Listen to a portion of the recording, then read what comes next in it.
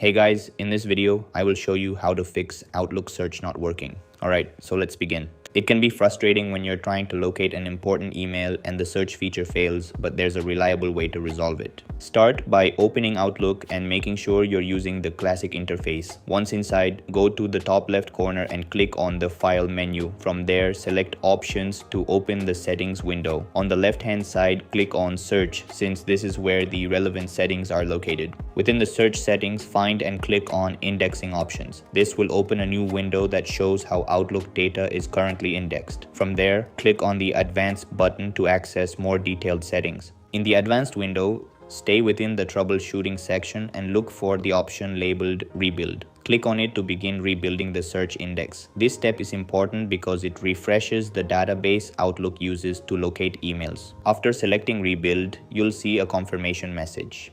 Click OK to continue.